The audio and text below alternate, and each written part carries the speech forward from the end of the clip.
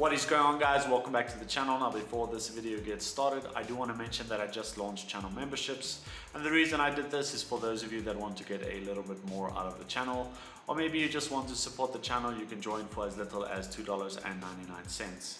The other reason I decided to do this is so that I can afford bigger and better projects, or maybe more expensive builds if that is what you guys want to see. I'll also probably be able to afford an editor so I can post 2 to 3 times a week. You will be able to see member-only videos or videos before anyone else so that you can watch them without ads. I'm not exactly sure about all the perks that I put in, but you guys can just click the join button, which is right next to the subscribe button, and you will be able to see what perks I have for you. As well as for Apple users, you won't see this join button. I'm not exactly sure why it's not there, but you will need to go on a computer or another Android device to see this join button. You guys can ask Apple why the button is not there. But without wasting any more of your time, let's dive straight into this video. Alright guys, so before we get started, I do want to remove the tank and the airbox, as well as the handlebars and the top yoke, just so that I have some free space to work with so that I can install the forks and the triple tree.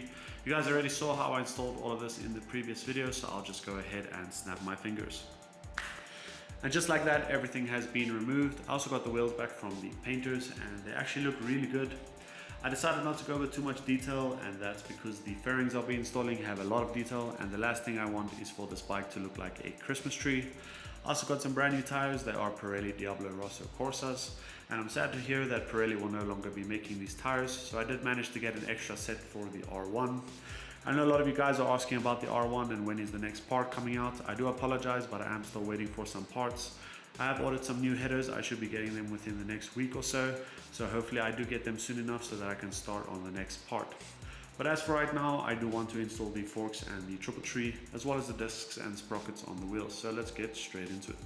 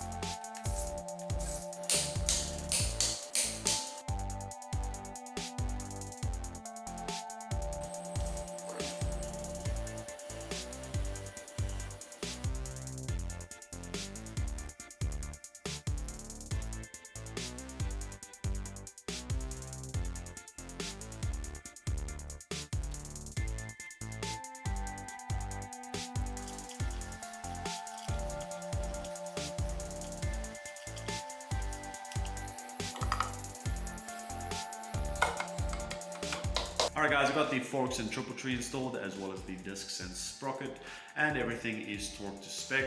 Also decided to quickly powder coat these passenger pegs and the kickstand, and that's because I wanted to blend in with these adjustable rear sets that I got. Also had a look at these brake pads. It doesn't seem like I need to change them because there is still a lot of pad left, and that's really good news because now I can save some money. But before we can install any of these parts, I want to start with the wheels, so let's get to work.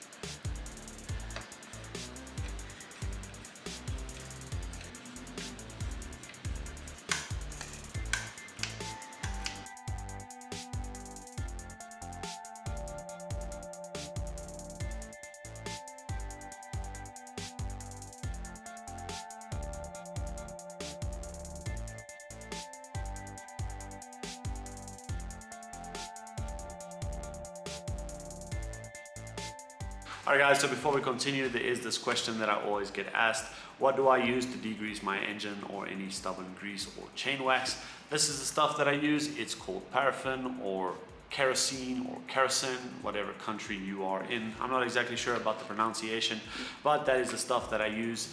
And it is a thin oil base and not harmful to any rubber seals. That's why I love using it. It really works great. You're going to need some pair of gloves when you're working with it because things do get messy. Now I want to go ahead and clean the chain, install this sprocket cover, and then we can finish installing those rear sets.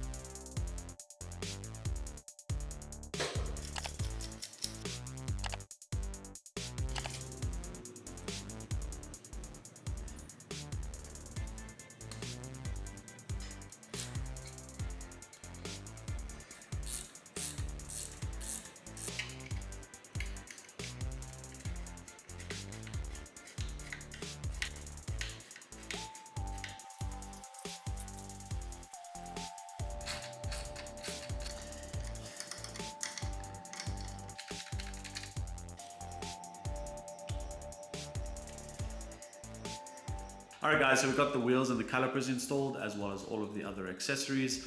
I love how these adjustable rear sets blend in with the passenger pegs that are powder coated. It really looks good. I am happy about that. As well as we also wire brushed that link pipe. It looks a lot better than it did, and it will look even better once the bike starts heating up because it will eventually change color again. But now that all of that is out of the way, I want to install these new grips and shorty levers that I got, as well as all of the other accessories that follow onto the handlebars.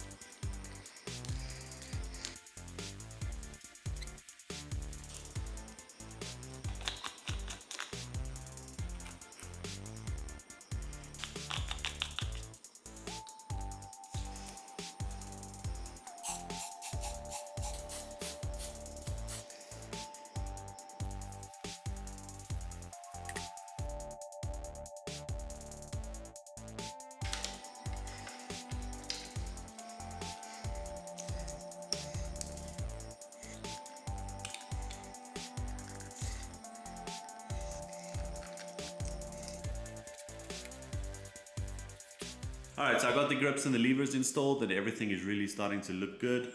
I also have the fairings in that box over there, but before I show you guys what that looks like, I want to install the air box for the last time, quickly put on that tank so I can do a radiator flush and pour in some new coolant.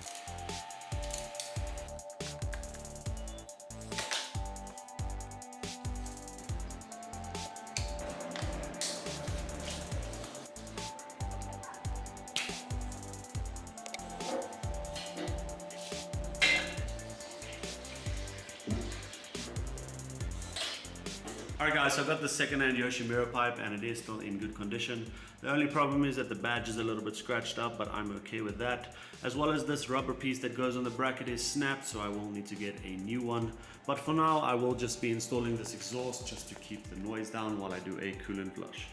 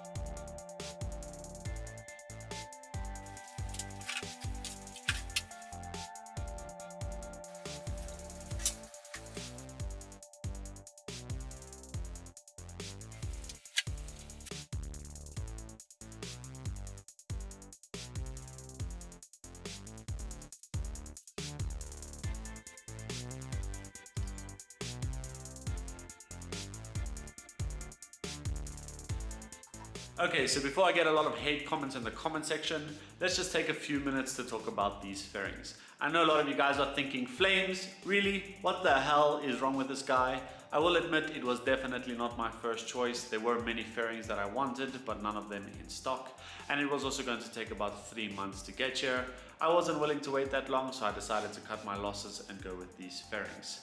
I also sent in the tank and the seat cowl to be painted, just so it can match these fairings and everything can blend in. I'm sure once it's installed on the bike, it really won't look that bad. I'm also sure there's a lot of you guys that actually like these fairings and there's nothing wrong with that. I will, however, try to make these fairings look as good as I can once installed on the bike. And with that being said, that is going to be a wrap for this video, guys. Thank you so much for watching. If you enjoyed this video, please leave a like and comment your thoughts down below. Once again, there is channel memberships. If you want to join, the button is right next to the subscribe button. Or if you would like to join on Patreon, I will leave the link in the description below. As well as you can also follow me on Instagram at Garreth_Collins. You will be seeing me in the next video. So until then, peace out.